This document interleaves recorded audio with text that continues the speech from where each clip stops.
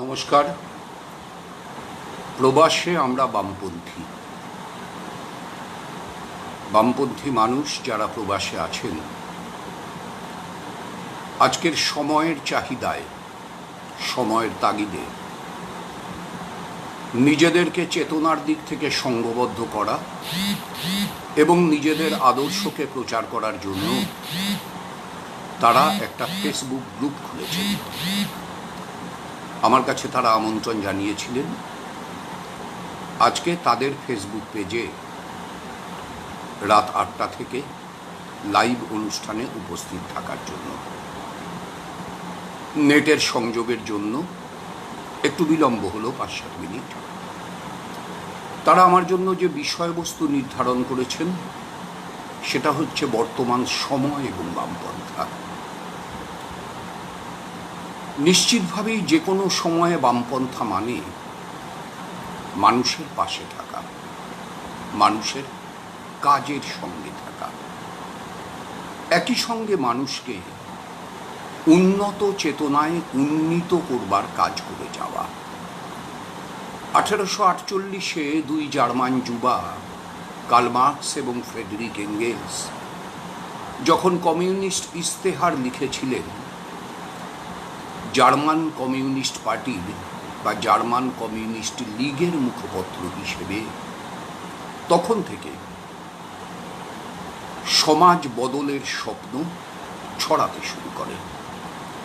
বামপন্থীরা সেই স্বপ্নের ধারক বাহক। ভারতবর্ষের মাটিতে এই স্বপ্নের যাত্রা শুরু যে সময়, সেই সময়কাল 1920 সাল। যদিও 1920 থেকে 1925-এর মধ্যে এই যাত্রার গতি ছিল খুব স্থিমিত। 1925 উত্তরকালে এই যাত্রা বাড়তি গতি পায়। স্বাধীনতার লড়াইয়ের প্রধান প্ল্যাটফর্ম কংগ্রেসের মঞ্চে পূর্ণ স্বাধীনতার দাবি প্রথম উত্থাপন করে কমিউনিস্টরা, বামপন্থীরা। তারপরে অনেক চড়াই উতরাই পেরিয়ে দেশের দ্বিখণ্ডীকরণ, স্বাধীনতা অর্জন, স্বাধীনতা সম্পর্কে ব্যাখ্যা, ভুল ব্যাখ্যা, অপব্যাখ্যা, শেষ পর্যন্ত স্বাধীনতা সংক্রান্ত ঠিক ব্যাখ্যা, এবং তারপরে আস্তে আস্তে উদ্বাস্তু মানুষের স্রোত, চিন্তা চেতনার দিক থেকে অগ্রসর রাজ্য হিসেবে কেরালায় বামপন্থার বিকাশ, গণ আন্দোলনের লাগাতার ধাক্কায় বাংলায়, ত্রিপুরায় বামপন্থার বিকাশ, পশ্চিমবাংলায় 34 বছরের জন্য বামফ্রন্ট সরকার গঠন, ত্রিপুরায় দীর্ঘ সময়ের জন্য, কেরালায় দীর্ঘ সময়ের জন্য বামফ্রন্ট সরকারের থাকা। এই সব কিছু মিলে বামপন্থীরা কেমন এ সম্পর্কে মানুষের একটা ধারণা তৈরি হয়েছে। এই ধারণা দিয়ে যদি আপনি আজকের পরিস্থিতিকে বিচার করতে যান, তাহলে এই মুহূর্তে গোটা বিশ্ব যে অসুখে আক্রান্ত, কোভিড-19, ভারতবর্ষের যে রাজ্য সবচাইতে ভালোভাবে কোভিড-19-এর মোকাবিলা করেছে সে রাজ্যটার নাম কেরালা, যেখানে সরকারে আছে বামপন্থীরা। কিন্তু আজকের সময়ের ভারতবর্ষটা কেমন? আজকের সময়ে ভারতবর্ষের শাসন ক্ষমতায় ভারতীয় জনতা পার্টি, যাদের পরিচালনা করা হয় নাগপুরের RSS-এর সদর দপ্তর থেকে, যে RSS ঘোষিতভাবেই চায় ভারতবর্ষ একটি হিন্দু রাষ্ট্র হিসেবে গড়ে উঠুক, ধর্মের ভিত্তিতে রাষ্ট্র তৈরি হোক, এবং যে RSS-এর প্রধান শত্রু কমিউনিস্ট, মুসলিম এবং খ্রিস্টানরা। ধর্ম নিরপেক্ষতা ভারতবর্ষের চিরকালীন ঐতিহ্য। ভারতের মাটি, ভারতের ভূমি সমস্ত ধরনের মানুষকে সাদরে গ্রহণ করেছে। শক, কুন্দল, পাঠান, মোগল ভারত ভূমিতে এসে এক দেহে লীন হয়েছে। যে ভারতবর্ষের মাটিতে দাঁড়িয়ে বেদ রচিত হয়েছে, তার আগে শ্রুতি ছিল। যে ভারতবর্ষের মাটিতে রামায়ণ, মহাভারতের মতো মহাকাব্য রচিত হয়েছে, যে ভারতবর্ষে অজস্র উপনিষদ তৈরি হয়েছে, সেই ভারতবর্ষেই বেদ বিরোধী চারবাক দর্শনও প্রচারিত হয়েছে। সেই ভারতবর্ষেই বেদ বিরোধী বৌদ্ধ ধর্ম বিকশিত হয়েছে। ভারতবর্ষের মাটি সকলকেই জায়গা দিয়েছে। এটাই ভারতবর্ষের সাংস্কৃতিক ঐতিহ্য, এটাই ভারতবর্ষের সাংস্কৃতিক উত্তরাধিকার। এই সাংস্কৃতিক ঐতিহ্য এবং সাংস্কৃতিক উত্তরাধিকারকে সাথে নিয়ে ভারতবর্ষ গোটা বিশ্বের ভিতর নিজের অনন্যতার পরিচয় দিয়েছে, নিজের স্বাতন্ত্র্যের পরিচয় দিয়েছে। আজকে যখন সেই ভারতবর্ষকে একটা হিন্দু রাষ্ট্রে পরিণত করবার পরিকল্পনা সংগঠিত হচ্ছে, তখন খুব স্বাভাবিকভাবেই এ প্রশ্ন এসে যাচ্ছে যে ভারতবর্ষের জন্য এমন ভবিষ্যৎ কি কাম্য? ধর্মের নামে রাষ্ট্র তৈরি হওয়াটা নতুন না, কিন্তু ধর্ম তা কি আজকে একবিংশ শতাব্দীর ভারতবর্ষে ধর্ম কি নিয়ন্ত্রকের ভূমিকায় থাকবে? একদিন ধর্ম সমাজে নিয়ন্ত্রকের ভূমিকায় ছিল, আজকেও কি ধর্ম নিয়ন্ত্রকের ভূমিকায় থাকবে, নাকি বিজ্ঞান নিয়ন্ত্রকের ভূমিকায় যাবে? বিবেকানন্দ অনেক বড় ধর্ম প্রচারক ছিলেন, সম্ভবত হিন্দু ধর্মের শ্রেষ্ঠতম প্রচারক। বিবেকানন্দ দেশের স্বাধীনতার জন্য 100 যুবক চেয়েছিলেন দেশের জন্য বলি প্রদত্ত, পাননি। সেই সময় তুলনায় অনেক অর্বাচীন দল, কংগ্রেস, মোহনদাস করমচাঁদ গান্ধীর নেতৃত্বে কোটি কোটি মানুষকে সঙ্গে পেয়েছিল দেশের স্বাধীনতার জন্য। কারণ মানুষ বুঝেছিল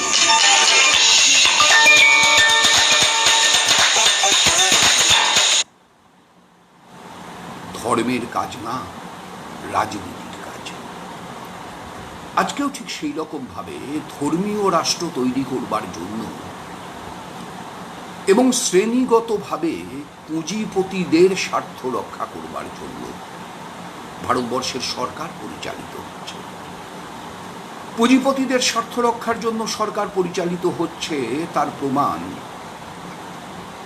যে সময় কোভিড-19 আক্রান্ত গোটা পৃথিবী, আক্রান্ত আমাদের দেশ, সেই সময়কালেও ৬৮,০০০ কোটি টাকা ব্যাংক ঋণ মকুব করে দেওয়া হলো বড় লোকদের জন্য। এর আগে নরেন্দ্র মোদীর প্রথম পর্যায়ের প্রধানমন্ত্রিত্বের সময়কালে ভারতবর্ষের ব্যাংক থেকে টাকা মেরে বিদেশে পালিয়েছেন মোদীর ঘনিষ্ঠ বন্ধুরা, যাদের কাউকে মোদী মেহুল ভাই বলে ডেকেছেন, যাদের কেউ মোদীর সঙ্গে বিদেশে সফর সঙ্গী হয়েছেন, তারা সকলেই গেছেন। একজনকেও আইন অনুযায়ী বিদেশ থেকে ফেরত আনানো যায়নি। অথচ নরেন্দ্র মোদী প্রধানমন্ত্রী হওয়ার সময় প্রতিশ্রুতি দিয়েছিলেন আচ্ছেদিন আনবেন। গোটা ভারতবর্ষে অসংখ্য জনসভা করে, প্রচুর পরিশ্রম করে ভারতবর্ষের সমস্ত গণ্ড গ্রামের মানুষের সামনে দাঁড়িয়ে বলেছিলেন হাওয়াই চটি পড়া মানুষকে তিনি হাওয়াই জাহাজে চড়াতে চান।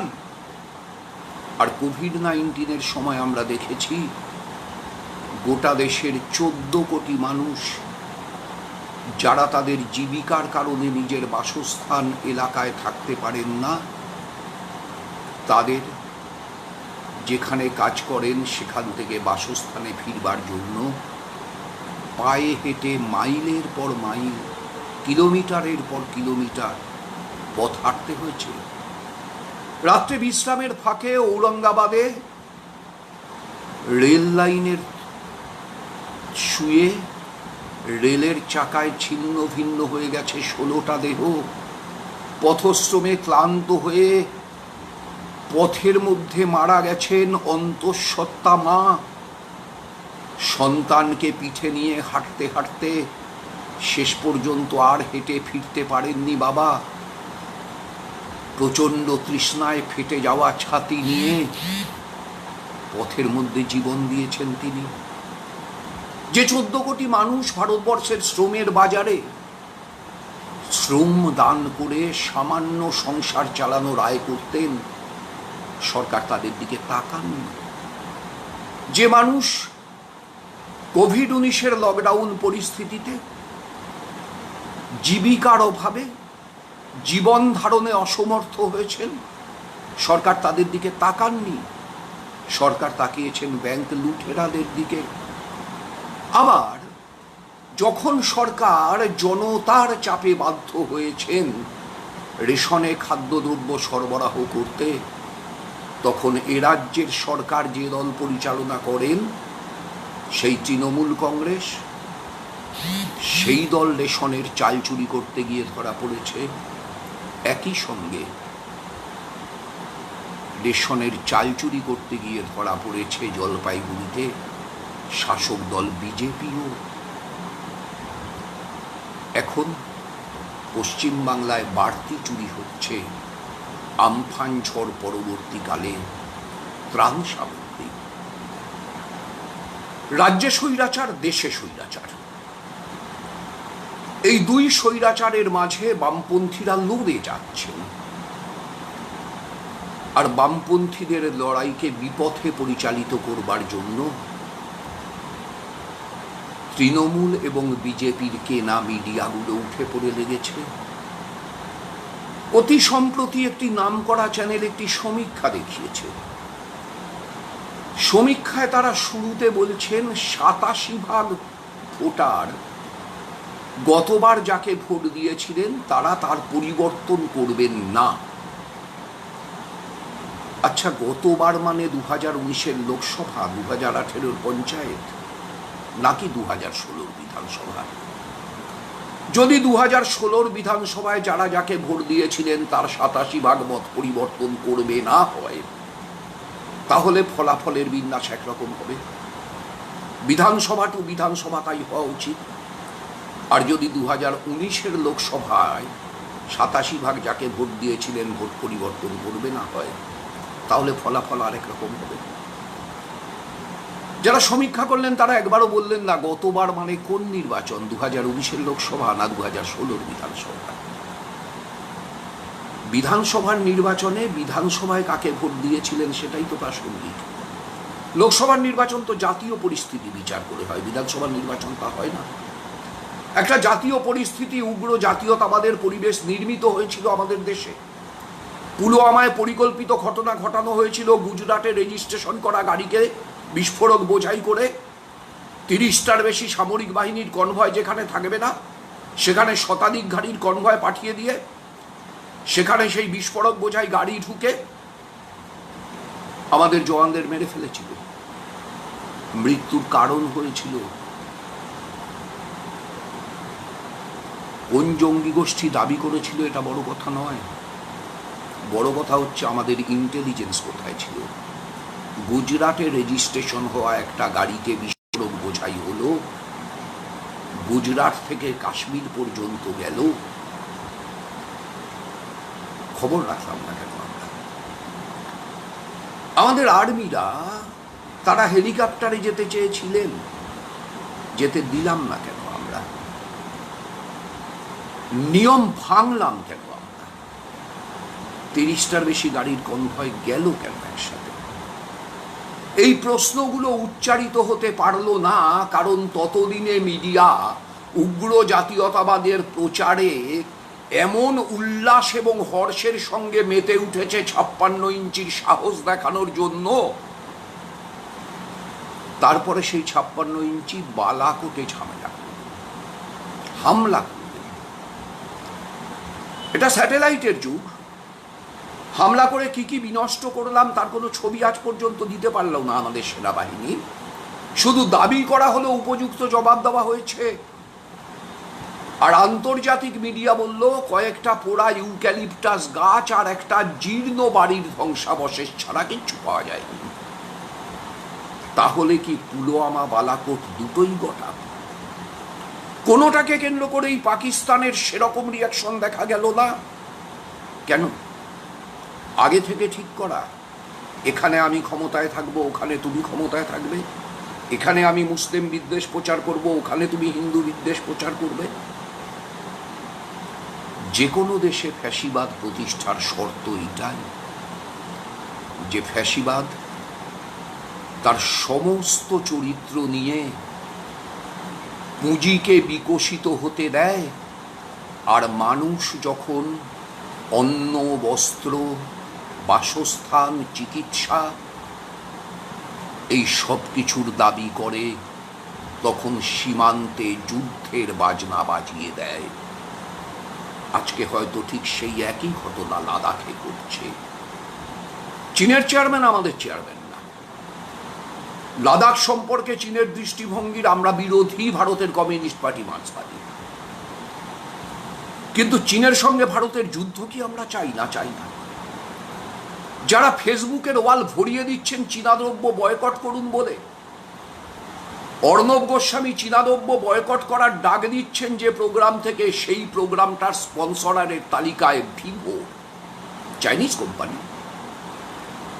ভারত সরকার 5,700 কোটি টাকার রাস্তা নির্মাণের বরাদ দিয়েছে চীনকে। এই সময়ের মধ্যে দেশের প্রধানমন্ত্রী সর্দার বল্লভভাই প্যাটেলের মূর্তি বানিয়েছেন 3300 কোটি টাকা খরচ করে, বানিয়ে দিয়েছে চীন। ভারতবর্ষের বাজারে যে ওষুধ বিক্রি হয়, সেই ওষুধ নির্মাণের কাঁচামালের 58% সাপ্লায়ার চীন। চীনের পণ্য বয়কট করতে কোনো আপত্তি নেই, কিন্তু চীনের পণ্য বয়কট করার দাবিটার বাস্তবতা আছে। আজকের পৃথিবী, সে পৃথিবীতে সমস্ত দেশের পণ্য সমস্ত দেশের হয়ে গেছে। সেখানে এই আবেগ তৈরি করাটা যে একটি ভুল রাজনৈতিক অপচেষ্টা। আমি আমার চাইনিজ মোবাইলটা ভেঙে ফেলব। আপনি দেশের প্রধানমন্ত্রী নরেন্দ্র মোদী, আপনি চীনকে দেওয়া রাস্তার বরাত উইথড্র করবেন। আপনি দেশের প্রধানমন্ত্রী নরেন্দ্র মোদী সর্দার বল্লভভাই প্যাটেলের মূর্তিটা ভেঙে ফেলবেন, চীন বানিয়ে দিয়েছে। আপনি দেশের প্রধানমন্ত্রী নরেন্দ্র মোদী, হিম্মত আছে আপনার? কোভিড-19 এই পরিস্থিতিতে আমাদের দেশে যে ওষুধ বিক্রি হয়, যার 58% কাঁচামাল আসে চীন থেকে, তা আপনি বাতিল করে দেবেন? সম্ভব না। আমরা সে দাবিও করছি না। আমরা বলছি এই কথা, ভারত শান্তির দেশ, বুদ্ধের দেশ, গান্ধীর দেশ। চীনের সঙ্গে ভারতের সীমানা নিয়ে যে বিরোধ, এ বিরোধ দীর্ঘকালের। কূটনৈতিক স্তরে, সামরিক স্তরে আলাপ আলোচনার মধ্য দিয়ে, লাগাতার আলাপ আলোচনার মধ্য দিয়ে এ বিরোধকে মেটাতে হবে। কিন্তু ওই যে ভার্চুয়াল সভা করেছেন অমিত শাহ, 144 কোটি টাকা খরচ করে যারা ভার্চুয়াল সভা করলেন, তারা তার 1/10 টাকা খরচ করে শ্রমিকদের নিজের নিজের রাজ্যে ফেরত পাঠাতে পারলেন না। বিভিন্ন রাজ্যে আটকে থাকা শ্রমিকদের খাদ্যের ব্যবস্থা, আশ্রয়ের ব্যবস্থা করতে পারলেন না। আমফান পরবর্তীকালে পশ্চিমবাংলার এত বড় বিপর্যয়কে জাতীয় বিপর্যয় হিসেবে ঘোষণা করতে পারলেন না। আর রাজ্যের তৃণমূল কংগ্রেস 7 থেকে 10 দিন আগে থেকে জানতেন আমফান আসছে। ঝড়ের গতিবেগ কত, আগে থেকে ঘোষণা ছিল। কোথায় আছড়ে পড়বে, আগে থেকে ঘোষণা ছিল। ডিজাস্টার ম্যানেজমেন্ট বলে আমাদের একটা দপ্তর আছে, সেই দপ্তরের প্রেডিক্ট করবার কথা এই গতিতে ঝড় বইলে পরে সেই ঝড়ে ক্ষয়ক্ষতির পরিমাণ কি হবে। সেই দপ্তর কি করলো আমরা জানি না, কিন্তু বাস্তবে আমরা দেখলাম ম্যানেজমেন্টটাই ডিজাস্ট্রাস হয়ে গেছে। ফল দাঁড়ালো এইটা, ঝড়ের পরে 7 দিন লাগলো শুধু কাটা গাছ সরাতে। 31শে মে মাননীয় মুখ্যমন্ত্রী সাংবাদিক সম্মেলন করলেন, বললেন 10 লক্ষ বাড়ির ক্ষতি হয়েছে, 10 লক্ষ একর জমির ফসল নষ্ট হয়েছে, বহু গবাদি পশু মারা গেছে। তারপর যখন কেন্দ্রীয় সমীক্ষক দল এলো, আমি সহ আমরাও দেখা করেছিলাম সুজন চক্রবর্তীর নেতৃত্বে। আমরা বলেছি জাতীয় বিপর্যয় ঘোষণা করতে হবে, ক্ষতিপূরণ দিতে হবে, ভারত সরকারকে দায়িত্ব নিতে হবে। এখনো আমরা তাই চাই। 2009 আয়লার সময় তৃণমূল কংগ্রেস যে নোংরা রাজনীতি করেছে, PM to DM, আমরা সে রাজনীতি করি না। রাজ্যের স্বার্থে রাজ্য টাকা পাক আমরা চাই, এখনো চাই। কিন্তু সমস্যা হচ্ছে এইটা, টাকা চাইতে হলে বিশ্বাসযোগ্যভাবে কেন্দ্রীয় সরকারের কাছে তথ্য পরিবেশন করতে হবে। তো যে মুখ্যমন্ত্রী 31শে মে সাংবাদিক সম্মেলনে বললেন 10 লক্ষ বাড়ি ক্ষতিগ্রস্ত, সেই মুখ্যমন্ত্রী দাবি সনদে লিখলেন 28,56,000 বাড়ি ক্ষতিগ্রস্ত। কেন্দ্রের প্রাথমিক বরাদ্দ তা বিলিবণ্টিত হল কাদের মধ্যে?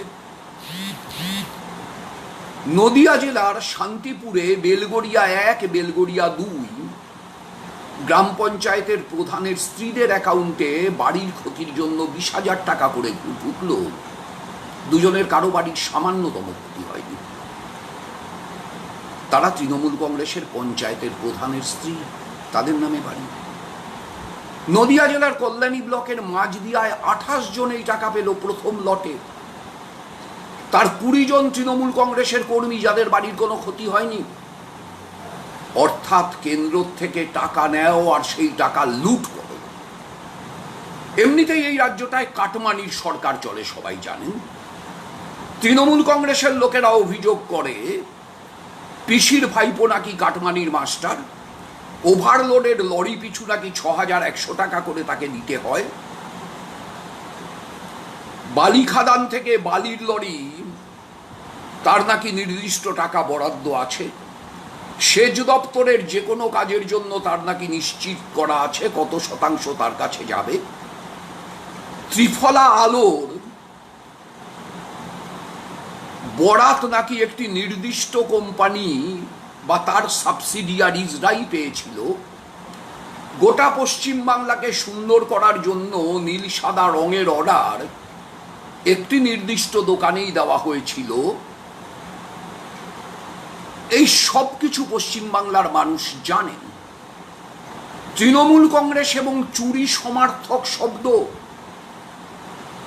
ভারতীয় জনতা পার্টি এবং সেই চোরেদের আশ্রয় দেওয়াটাও সমার্থক শব্দ। যারা সমীক্ষা করে বলছেন তৃণমূলের সঙ্গে লড়াই বিজেপির হবে, তারা আসলে ঘুরিয়ে বলছেন তৃণমূলের সঙ্গে লড়াই তৃণমূলের হবে বা বিজেপির সঙ্গে লড়াই বিজেপির হবে। কারণ এই মমতা ব্যানার্জি বিজেপিকে নিয়ে এসেছিলেন হাত ধরে এই রাজ্যে 1998-তে। লোকসভার আসন একটা, 1999-তে 2টো। 2001-এর বিধানসভায় কংগ্রেসের সঙ্গে জোট, পরাজিত হয়ে ফিরে গিয়ে আবার বিজেপি, দপ্তরবিহীন মন্ত্রী।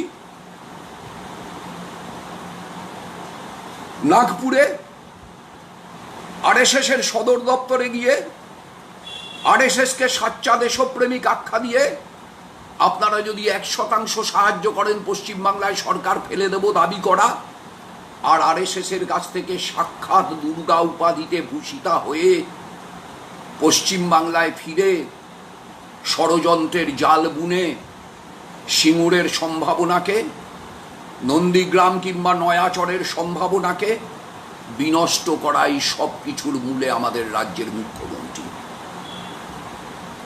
হাতে সংবিধান নিয়ে বিধানসভা ভাঙচুরের কাজে নেতৃত্ব দিয়েছিলেন আজকের মুখ্যমন্ত্রী।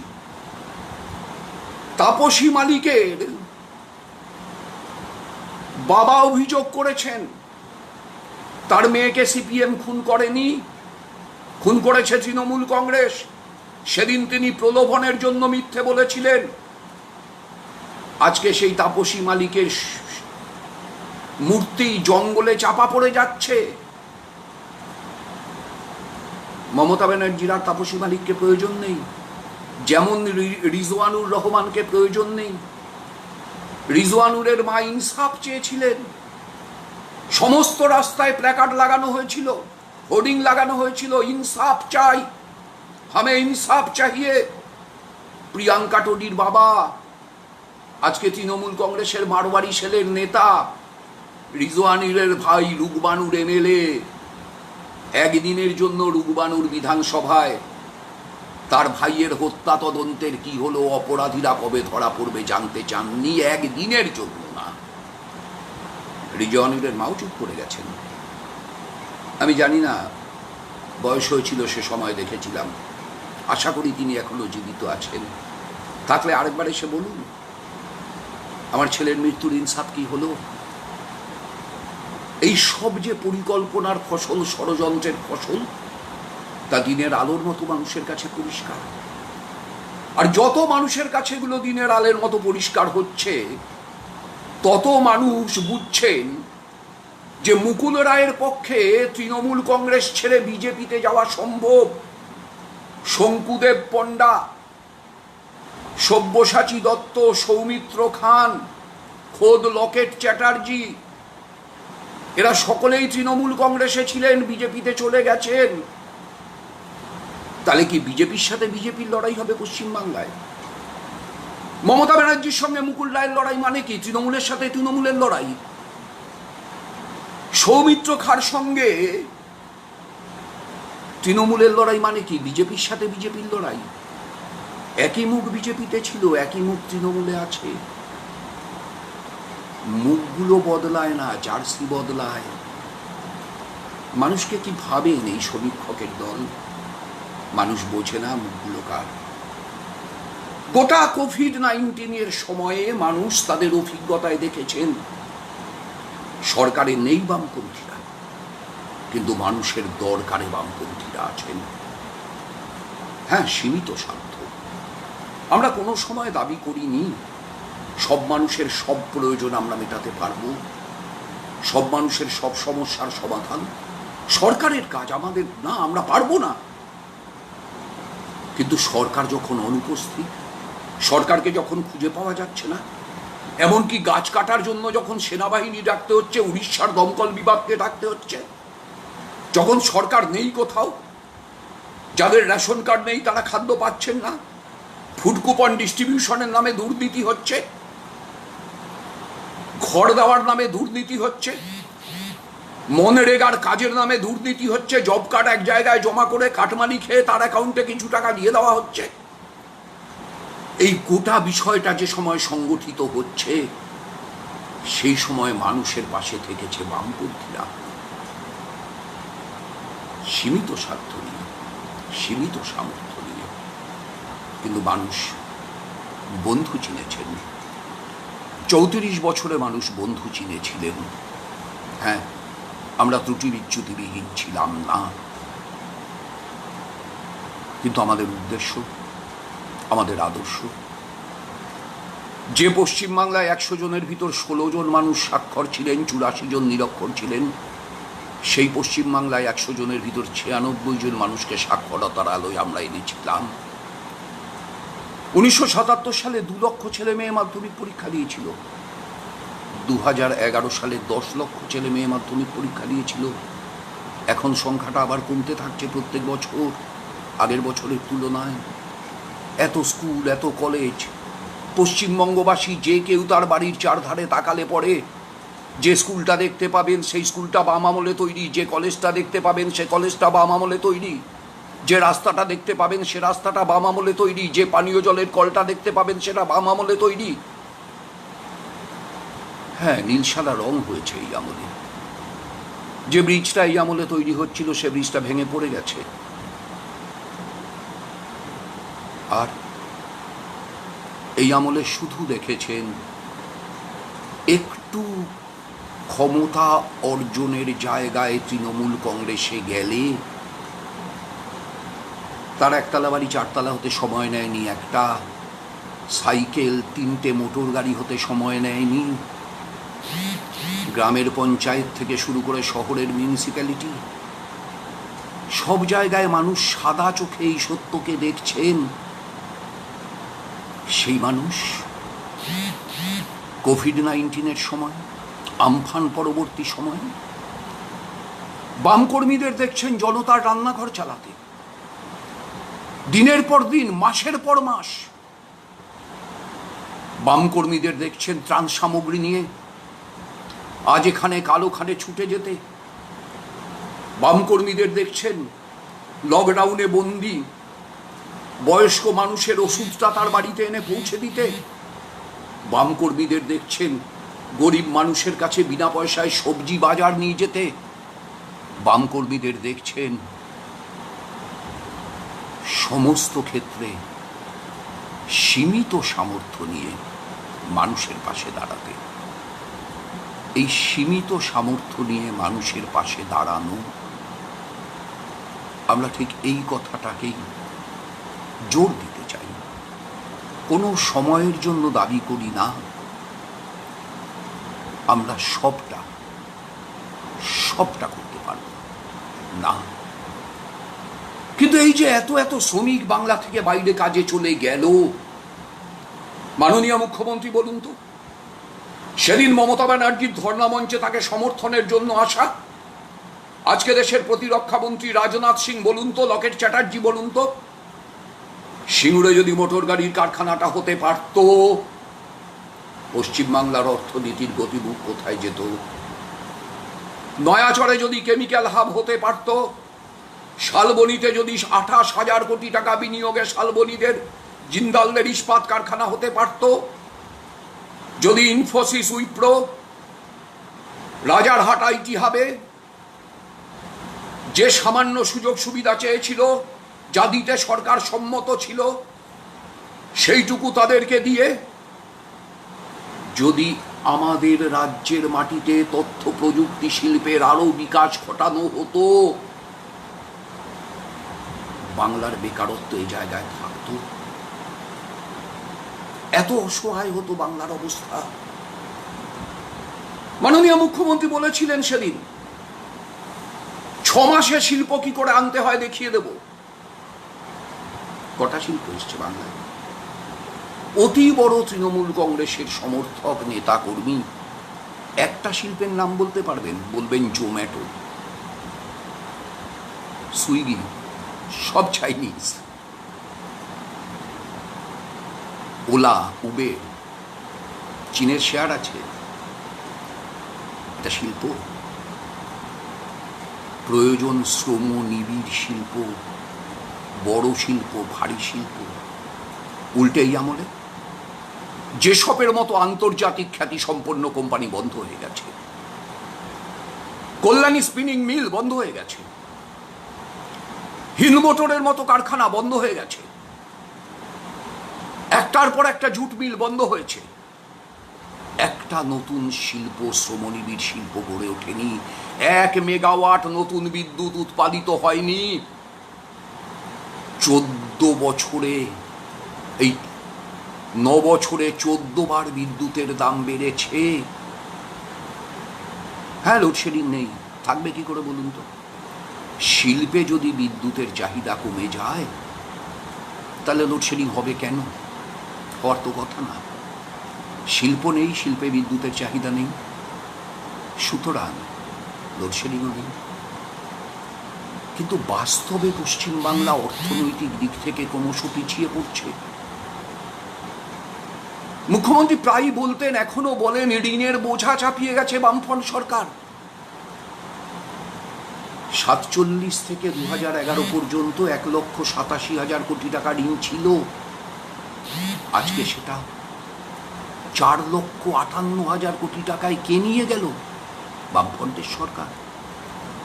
47 থেকে 2011 আর 2011 থেকে 2020, 9 বছরে ডাবলের বেশি ঋণ, 2.5 গুণ হয়ে গেল ঋণের বোঝা। কি কাজে লাগলো টাকাটা? কোন কাজটা হলো? সুপার স্পেশালিটি হাসপাতাল বানিয়েছিল। বিধানসভায় বললেন, সুপার স্পেশালিটি হাসপাতাল মানে এটা না যে একটা হাসপাতালে সব সুবিধা পাওয়া যাবে। মানে এমআরআই থাকবে একটা সুপার স্পেশালিটিতে, সিটি স্ক্যান থাকবে আর একটা সুপার স্পেশালিটিতে, ডিজিটাল এক্সরে থাকবে আর একটা সুপার স্পেশালিটিতে। আজকে কোভিড-19 পরবর্তী পরিস্থিতিতে গোটা রাজ্যের চিকিৎসা ব্যবস্থা বেহাল, মানুষ চিকিৎসা পাচ্ছেন না। সাধারণ চিকিৎসার পরিষেবা শেষ, সম্পূর্ণ শেষ। প্রথম দিকে তথ্য গোপন করছিলেন কোভিডে, কত আক্রান্ত, কত মৃত। তারপরে স্বাস্থ্য দপ্তর যে তথ্য দিচ্ছে, মুখ্য সচিব যে তথ্য দিচ্ছেন, ফারাক। মৃত্যুর অডিট কমিটি, মৃত্যুর আবার অডিট। অন্য কি অসুখ ছিল সেই অসুখ মৃত্যুর কতটা কারণ, কোমরবিডিটি, থিওরি। আমি ক্যান্সারের পেশেন্ট, ক্যান্সার নিয়ে বেঁচে আছি 10 বছর। উদাহরণ, আমি ক্যান্সারের পেশেন্ট নই। ধরুন ক্যান্সার নিয়ে 10 বছর বেঁচে আছি, এই লাইভ অনুষ্ঠান শেষ করে রাস্তায় বেরোলাম, একটা গাড়ি আমায় ধাক্কা দিয়ে মেরে দিল। আমার মৃত্যুর কারণ কি? অ্যাক্সিডেন্ট না ক্যান্সার? কোমরবিডিটি, পোস্টমর্টেম করতে হবে। রাতের অন্ধকারে লাশ পাচার হচ্ছে, বিভৎস দৃশ্য দেখছেন বাংলার মানুষ রাজ্য সরকারের অপদার্থতায়। আঁকশি দিয়ে মৃতদেহ টেনে টেনে লরির উপর তোলা হচ্ছে, বিভৎস দৃশ্য। যার প্রিয়জন মারা যাচ্ছে, এই সরকারকে কোনোদিন ভোট দেবে সে? যারা সমীক্ষা করছেন 87% মানুষ এক জায়গায় ভোট দেবে, এরা সেই 13 ভাগের মধ্যে রেখেছেন। যদি এদেরকে 13 ভাগের মধ্যে রাখেন, সংখ্যাটা অনেক বেশি। যাদের জব কার্ড চুরি হয়েছে, যাদের থেকে কাটমানি নিয়েছে ঘর দেওয়ার নাম করে, সিভিক ভলেন্টিয়ার নিয়োগ করেছে, ঘুষ খেয়েছে, 8,500 টাকা বেতন দেবে বলেছিল, প্রথমে 5,500 টাকা দিয়েছে। কেউ কিছু ভোলে না, সবাই সব মনে রাখে। আমাদের রাজ্যের জীবিকা সেবকরা বেতন পান না 38 মাস, প্যারা টিচার, ভোকেশনাল টিচার বেতন পান না, বেতন বাড়ে না। বিএসএনএল এর ঠিকা কর্মচারী বেতন পান না। এই মানুষগুলোর ক্ষোভ কোথাও একটা তো আছড়ে পড়বে, কোথাও একটা আছড়ে পড়বে। সেই জায়গাটা কোথায়? যে বামপন্থীরা প্রবাসে আছেন তাদের কাছে আমি কৃতজ্ঞ। প্রবাসে থেকেও এই রাজ্যের দুর্দশা তারা অনুভব করছেন, শুধু না, তার প্রতিকারের জন্য এই ধরনের একটা গ্রুপ তারা খুলেছেন, এবং সেই গ্রুপে আমার মতো একজন সামান্য মানুষকেও বলবার সুযোগ দিয়েছেন। আমার চাইতে বড় নেতারা নিশ্চয়ই ইতিপূর্বে বলেছেন। এই যে সুযোগ আপনারা করে দিচ্ছেন, যার মধ্য দিয়ে আপনাদের কাছে আমরা আমাদের কথাগুলোকে পৌঁছে দিতে পারছি, এর জন্য আমি কৃতজ্ঞ আপনাদের কাছে। কিন্তু বাড়তি একটা আবেদনও আপনাদের কাছে। আপনি প্রবাসী ঠিক, কিন্তু এ রাজ্য আপনার, এ মাটি আপনার। এ মাটিতে রবীন্দ্রনাথ আর নজরুল একসঙ্গে, রবীন্দ্র নজরুল সন্ধ্যা হয়ে আপনার কাছে সাংস্কৃতিক বিনোদনের কেন্দ্র হয়েছে। এ মাটিতে সৈয়দ নঈমুদ্দিন কোচ হিসাবে চিৎকার করে বলেছে, আকিল বিজয়ন বাইচুং, মাঠটাকে আরো বড় কর। এই মাটিতে দাঁড়িয়ে আপনি মোহাম্মদ রফি আর কিশোর কুমারের গান শুনেছেন। এই ইডেন উদ্যানে আজাহার উদ্দিন আর শচীন তেন্ডুলকারের যুগলবন্দি দেখেছেন। সৌরভ গাঙ্গুলি আর শচীন তেন্ডুলকারের যুগলবন্দি দেখেছেন। জাহির আব্বাসের হাতে বল, জাহির খানের হাতে বল তুলে দিয়ে কেমন ভাবে বল করতে হবে সৌরভ তাকে কানে কানে বলে দিচ্ছেন, আপনি দেখেছেন। আপনি দেখেছেন ঈদের চাঁদ হিন্দুর তুলসী তলায় জোছনার কিরণ ছড়িয়েছে। আপনি দেখেছেন কোজাগরি পূর্ণিমার রাত মুসলমানের ঘরের উঠোন জোছনায় প্লাবিত করেছে। সত্যনারায়ণের পুজোয় আপনি সিন্নি খেয়েছেন। মুসলমান সত্যপীর আর হিন্দু নারায়ণ এক হয়ে গিয়ে কবে সত্যনারায়ণ হয়েছে আপনিও জানেন না, আমিও জানি না। পূজিত হয়েছে একসাথে। আমার উপনিষদ বলেছে, শৃণ্বন্তু বিশ্বে অমৃতস্য পুত্রা, এই বিশ্বের সবাই অমৃতের সন্তান। আমার মহাভারতে ভীষ্ম বলেছেন যুধিষ্ঠিরকে ডেকে, মানুষের চেয়ে বড় কিছু নেই, যা পরে কবির ভাষায় স্থান পেয়েছে সবার উপরে মানুষ, সত্য তাহার উপরে নাই। আমার রামায়ণে বনবাসে যাওয়া রামচন্দ্র ভরদ্বাজ মুনির আশ্রমে ফল এবং বৃষ দ্বারা আপ্যায়িত হয়েছেন।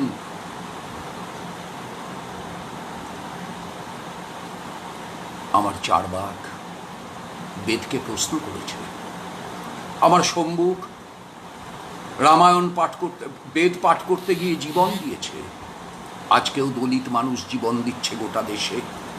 উচ্চবর্ণের অত্যাচার আজকেও সত্য, আর বিজেপি সেই উচ্চবর্ণের প্রতিভূ।